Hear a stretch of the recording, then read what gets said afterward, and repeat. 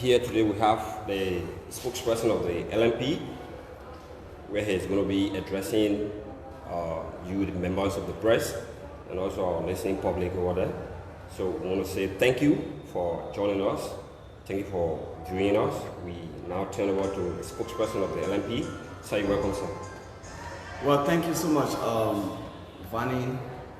And I want to take this time to welcome all of you that have come, specifically Spoon and Fabric, as well as the Liberia News Agency and other media platforms that have come, basically to get some, regular updates on major happenings in investigative outcomes.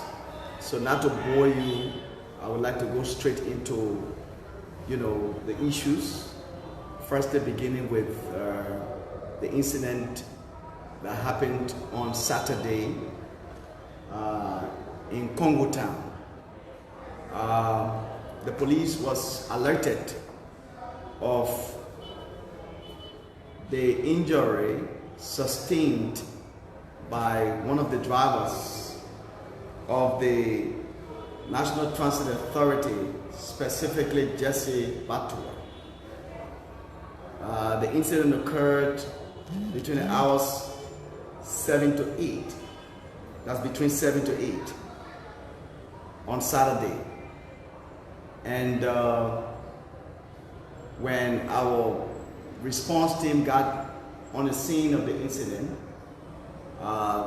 Jesse Batua was taken to the John F. Kennedy Medical Center with the help of some officials of the CDC.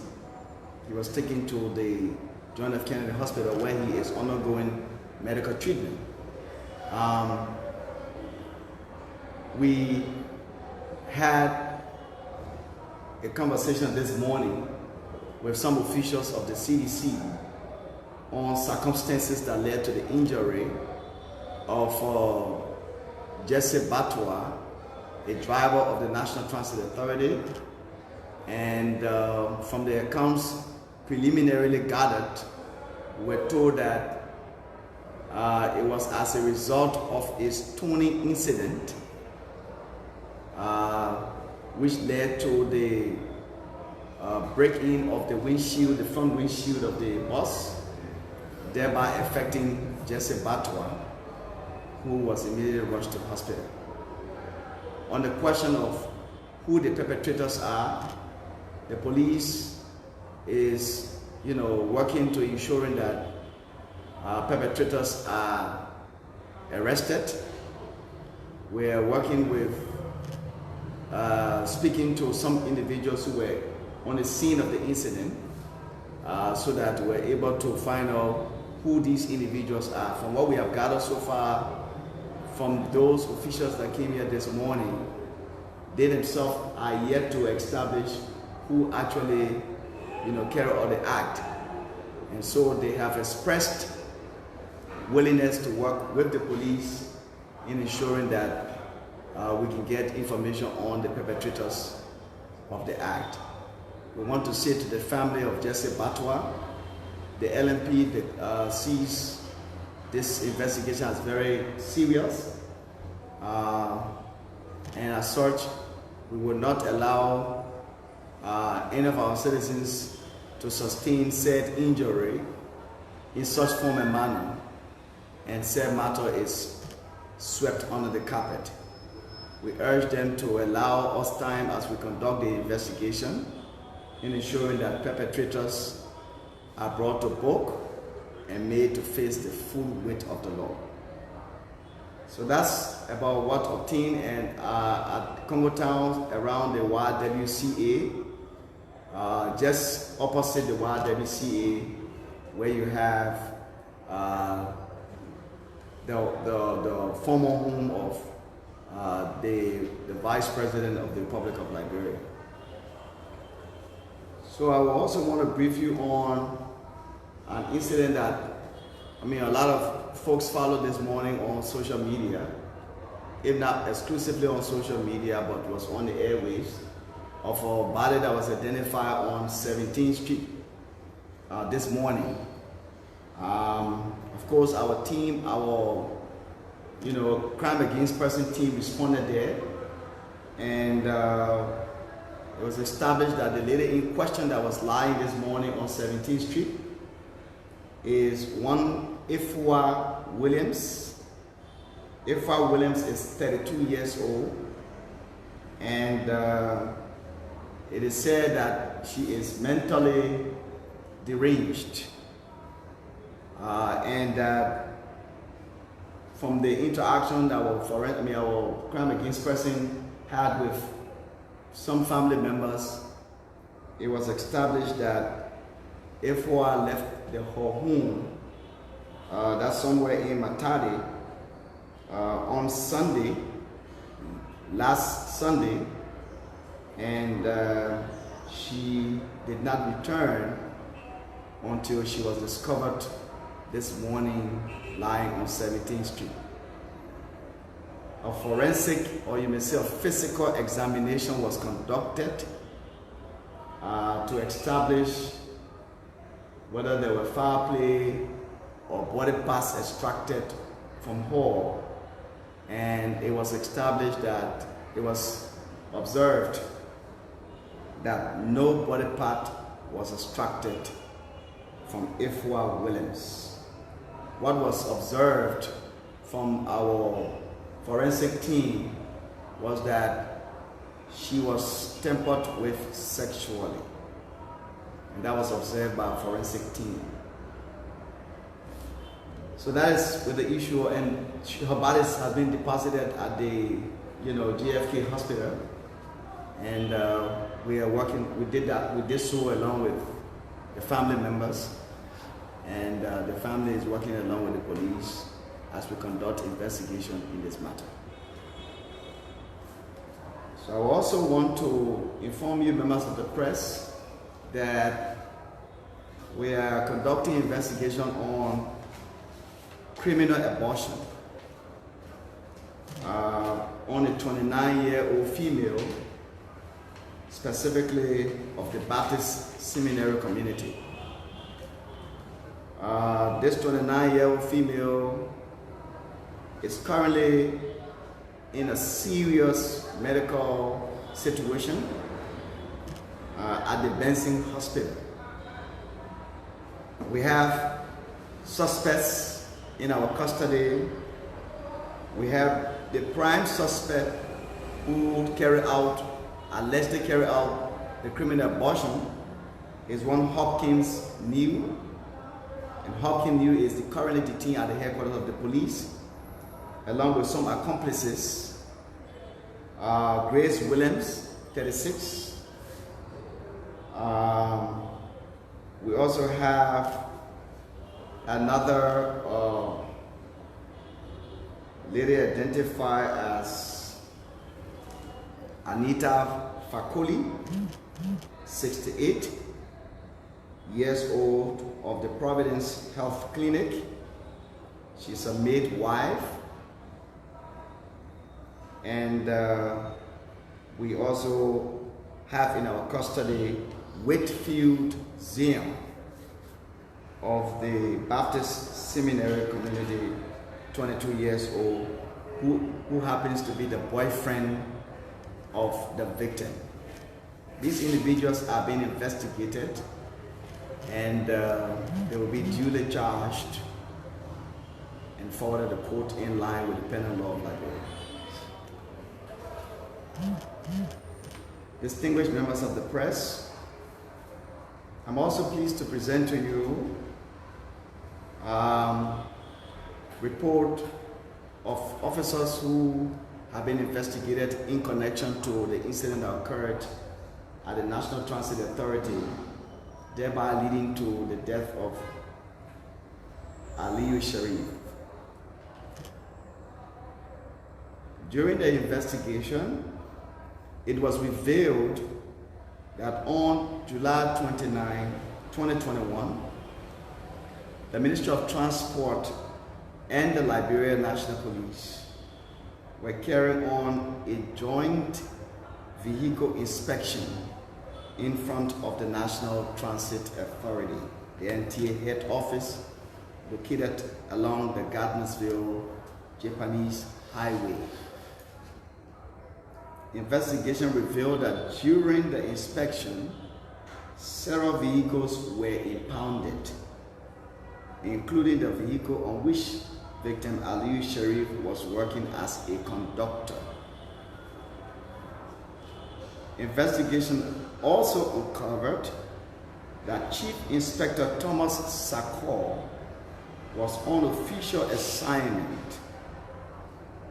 Inspector Alexander Sikor was not officially assigned there, but later joined his colleagues to impound defective vehicles, while patrolman Samuel N. Bobo was sent by Harris Morgan, Chief of Operation of the Liberia National Police, to join the inspection. Our investigation revealed that defects from the checkpoint on the main road and taken into the National Transit Authority compound for safe parking. Investigation further revealed that after several vehicles were impounded hours later, the officer decided to release the Settee Brother Corporation vehicles, which did not go down well with the victim.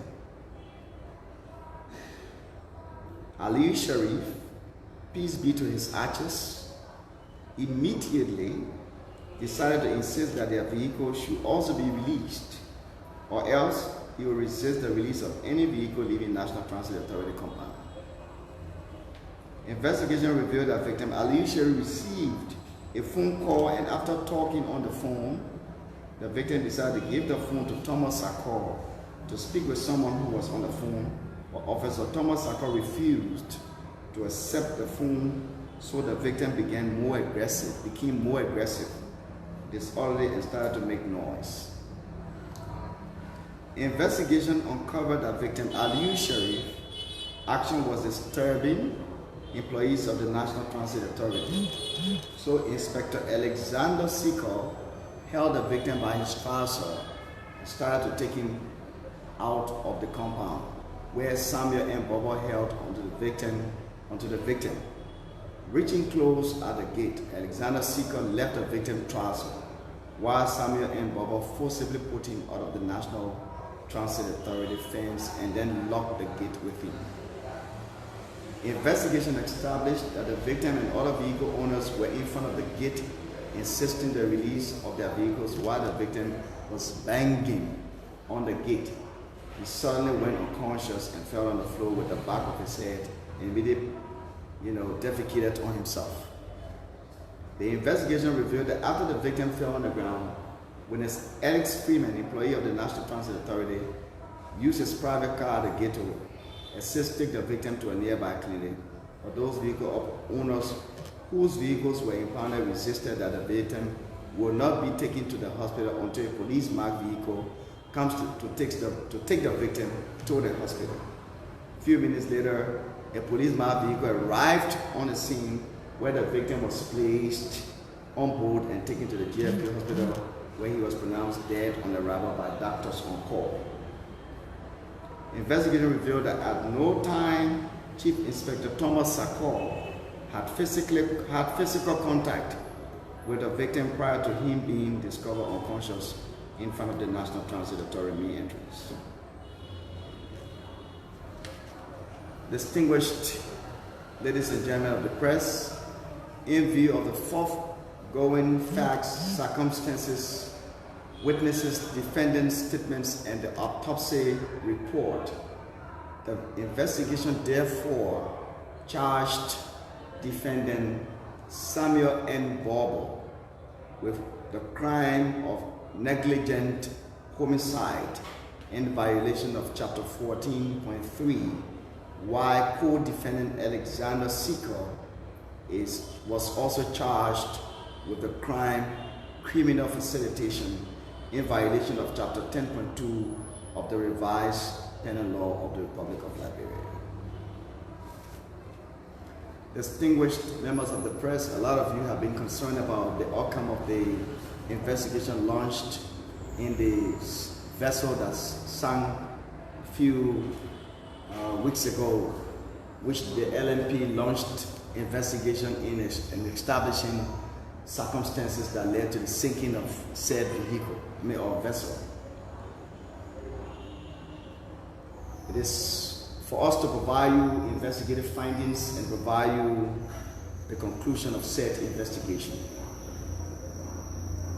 With the investigation conducted, it was established that the vessel Nico Avanca sailed from the free port of Monrovia on the 17th of April 2021 while en route to Harper, Maryland County. The vessel sank between Magibie and Grand Bassa counties with about 28 occupants, including 9 crew members on board.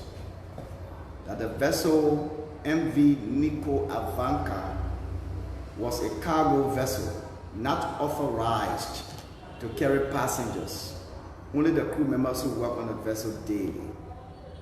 That a detention order dated April 28, 2021, issued by the Liberia Maritime Authority, was received by the management of Nico Avanca on April 30, 2021, but the management failed to adhere to maritime order.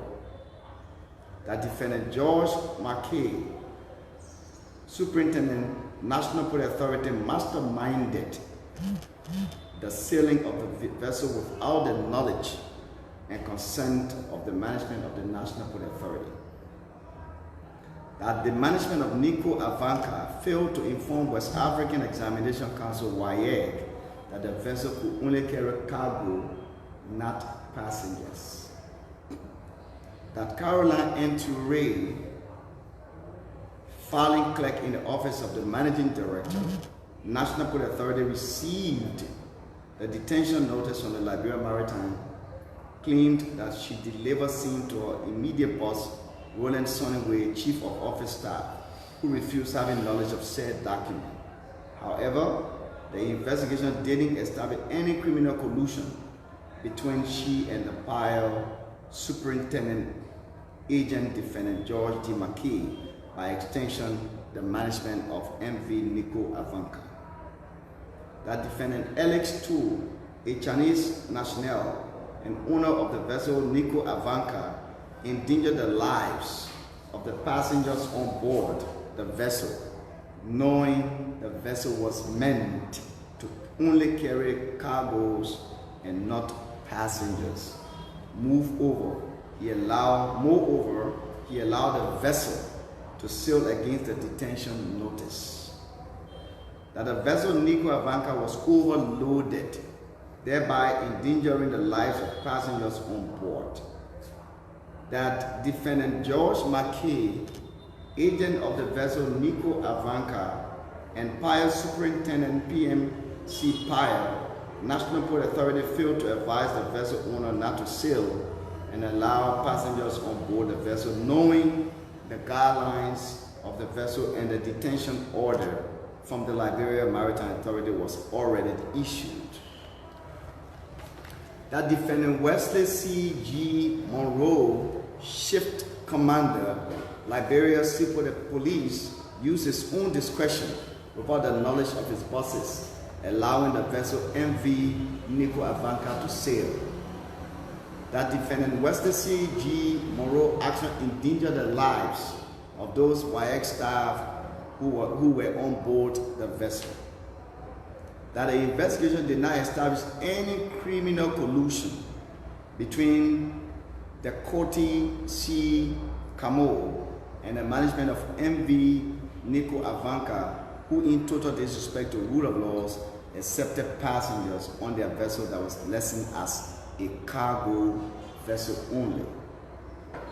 Ladies and gentlemen of the press, in view of the foregoing facts and circumstances, coupled with the physical evidence detention order, the investigation resolved to charge defendant George D. McKay, Pier Superintendent Agent, defendant Azam Dai, captain on the official manifest, bearing only the crew listing, and defendant Zong Zizian, Jack, captain on the manifest, bearing final listing containing the crew members, with negligent homicide, recklessly endangering another person, criminal conspiracy, and criminal facilitation in violation of Chapter 14.3, Chapter 14.23, Chapter 10.2, and Chapter 10.4, why defendant Alex 2, owner of Nico Avanca, was charged with negligent homicide, criminal facilitation, endangering another person, criminal conspiracy, and criminal facilitation in violation of the chapters as mentioned earlier in the revised penal law of the Republic of Liberia. And so that is just to let you know that the police has concluded investigation in the matter of the sinking vessel, and the report has provided you in a few minutes is basically to highlight you of the outcome of that investigation. At this juncture, we will take a few questions. If you have a few questions, or any of you would love to find out anything, you can go ahead to ask those questions. Thank you so much. Okay. James from Spoon FM TV. Let's begin with the alleged shooting incident. Say alleged shooting? Yeah, it is alleged that someone did shoot. And where? I'm coming. If the question comes, you will know how to engage the question. There's this allegation that is already in the public that this CDC incident took place at the headquarters of CDC, where it is alleged that a partisan did, shoot a live bullet that resulted to the injury of this young man in question. My question is, why it took the police this long, since another citizen was involved and that citizen is injured, who is currently undergoing medical attention? Why it took the police this long to speak on it? The police had to, allow us to get this misinformation, and all of the information coming from every angle. Why you had to take long? Another one is, I would just love to answer that first question before you go to. Yeah, I stay with the system. No, let me just conclude. Okay, please. Okay, go ahead. So, when you talked about allegation of alleged shooting, that is a report that has surfaced in the public, and for us as investigators, our job is basically not on the basis of what someone says exclusively, but it's for us to go beyond what someone says to authenticate facts. So the whole claim of shooting or not shooting is something that has to be established based on the medical report that's going to come from the doctors at the JFK hospital.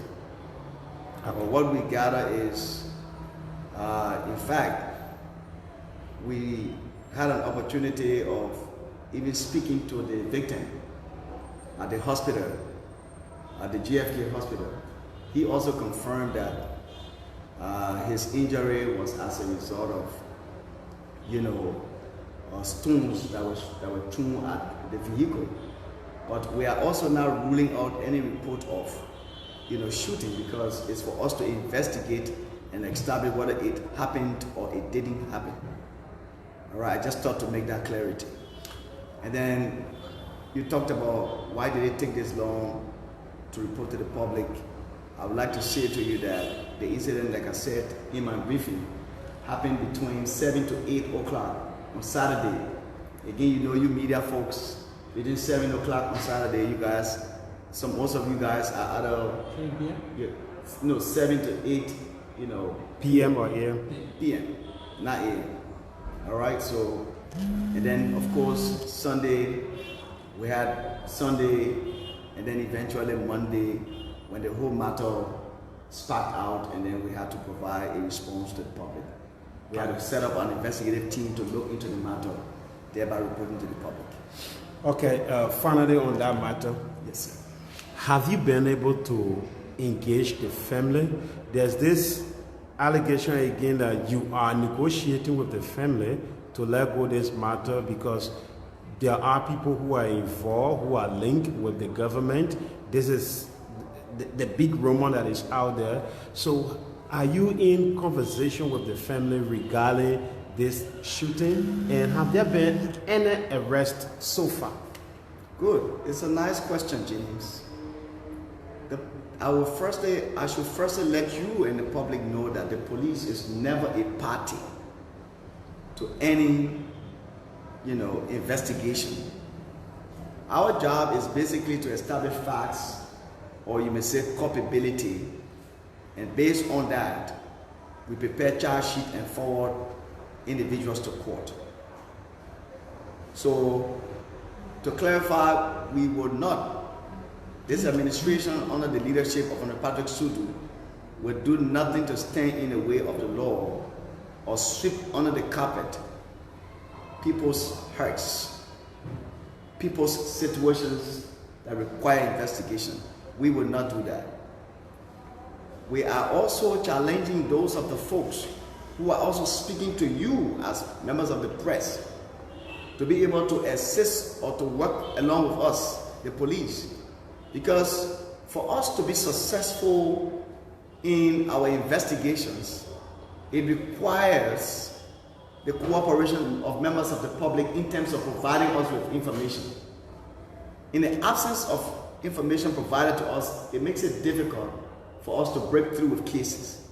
So we are also using this medium to ask any of our friends, any of our citizens that are out there who have any useful information to ensure that you can come to us.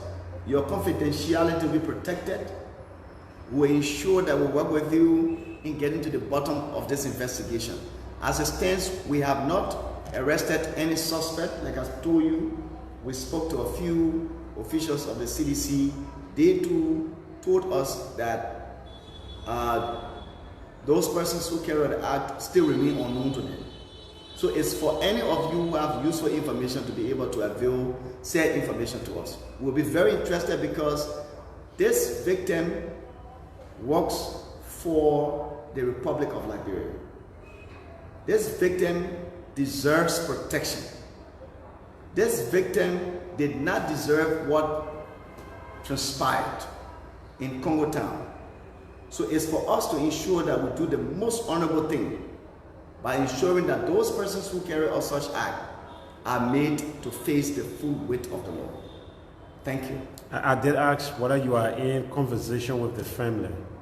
Of course, our investigation will be extended to the family because, of course, the family is also interested in following up. We'll do everything to make sure that the family is continuously updated.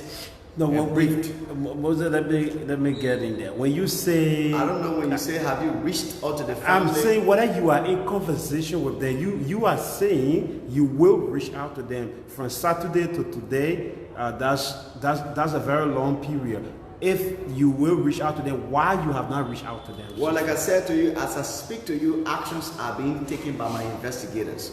Today we just had, officials of the CDC coming in. Of course, as I speak to you, there are efforts that are being made in reaching out to every interested party while the investigation is continuing. It is our business of ensuring that as we investigate, those who are affected deserve to be updated. Those who are affected deserve information from us as we continue our investigations. And that's something we prioritize. My name is Aaron, and I report for Fabric. Just a follow-up to some of the questions James asked you. You said your team arrived at the scene of the incident immediately when it happened, and the victim was taken to the JFK Medical Center. Right. Okay. Another account of this, Mr. Molo posted a few hours ago that he reported this incident to Liberia National Police. So how come your team arrived on the scene of the incident? It seems as though you were not informed until the chairman of the party had informed you and you registered this case with the police. Then let me answer that first one. Usually when incidents happen where the police is not present, it will take citizens calling the police and bringing it to their attention. In this case, the leadership of the CDC informed the police of this, incident. All right? So the police did not just arrive on the scene by itself. We were phoned in and spoken to about the situation, and that led us. That led us to move in. So your men was on the scene after it took place on Saturday. We moved in, rescued our officer that is assigned at the, JFK hospital was also on the scene, and he was able to work with the leadership of the CDC to take the victim to hospital. Now, stay on that issue. The mark on the vehicle is being alleged that is that of a gunshot. Have you done any investigation? Have the police seen the vehicle in question? Like I said, whether, please just hold on a minute, because I wouldn't want to be going back and forth with questions that have already been answered. Our work is basically based on facts, not on the basis of sentiments. There are those of the citizens who will sit in the public and raise allegations without coming to the police to be able to help the police with information. We think that is not fair. It is important that when people have useful information on ongoing investigations, they need to work with the police in making sure that the police is provided information that will lead us to arresting perpetrators, rather than sitting down on social media and writing things without bringing those things to the attention of the police. So to answer your question, at this time, we cannot look at a mark, just a mark, and say, this is a bullet mark. It has to be subjected to an examination, it has to be subjected to a medical, examination, other forensic examination, medical examination, to establish whether this mark is a bullet mark or not. That's why I said we cannot rule out the report of bullet. We cannot also rule out the victim's account that he was stoned at. We cannot rule out his account. Those who have all of the various accounts, we urge them to assist the police. Because you see, Aaron and James, we are in the committee of the word where every nation is interested in, especially big powers are interested in finding what happened in small powers, especially ensuring that the rule of law takes its course. We have our American partners, we have different partners who follow these investigations, or who follow these happenings, and are interested in knowing what the police outcome of their investigation is going to be. So it's for us to make sure that those of the citizens who are out there making huge allegations, making statements, or are in possession of evidence that are useful to our investigations, those persons need to assist the police. Other than writing on social media exclusively or sitting on other electronic and print platforms and wanting to provide information that the police itself doesn't have. We're asking anyone who has any useful information, please come to us and give us said useful information. Now finally, on the issue about the Nico Ivanka, you mentioned the names of some suspects or people that have been investigated. They are defendants. They've been forwarded to court already. Yes. Are they, okay, so they are currently remanded at the Monrovia Central Prison. Okay, that's my right. concern, whether they were in the custody of the police. No. They are already being charged and forwarded to court. So I just want to say thank you so much to all of you. I wanted to ask about the vehicle incident. I'm talking about Sheriff. Mm-hmm. In your investigation, you said Sheriff had no contact with any of the officers No. I'm coming. Point of correction. I'm coming, Chief. I think I'm making a statement. Let me complete. No, but a statement in terms of contact with any of the officers. I'm talking about you. You said the investigation reveals that he was banking at the door, at the gate, and he fell and he went unconscious, and subsequently he was rushed to the hospital where he was pronounced dead. Did I lie there? That is why your investigation. That's correct. Okay, that is why your investigation stated. How did you arrive at this funding? Well, it's a very, very useful question, and I just want to, I'm sure the way I'm going to answer you will be like, yes, that's it. Because I'm sure your issue is, how do we draw from our investigative report, how do we draw a correlation between the fact that this man was not, in a tussle when he fell down, but then eventually we are charging officers. Yeah. I'm sure that's what you want to find out. Like we said to you from the investigative findings that we just read to you, prior to this victim falling off, he had altercation with, two of our officers while they were trying to what? Get him out of the fence. And as a result, the autopsy report states that there was an injury in the head of the victim, which showed that the death was not natural. And that's why the issue of murder, did not come, from the charge that we just, read to you, because the officers are held on account of the tussle that, that went on between they and the victim.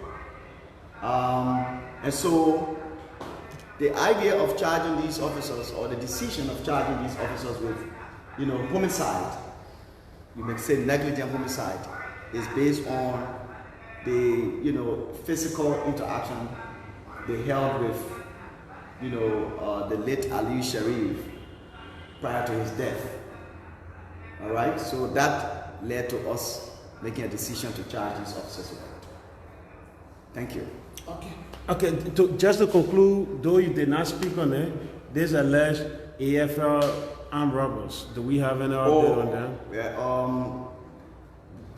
Our joint investigative team. When I mean our joint investigative team, we have the military police from the Armed Forces of Liberia is currently working with the LMP investigative team in making sure that we can, as soon as possible, investigate this matter, and hopefully, from the police angle, hopefully this week we'll definitely brief you on the outcome of what the investigation is. Is it now confirmed that they are AFL personnel? It is confirmed that 3 of those persons, as accused, are personnel of the Armed Forces of Nigeria, and one of them is civilian. Okay. Thank you. Thank you.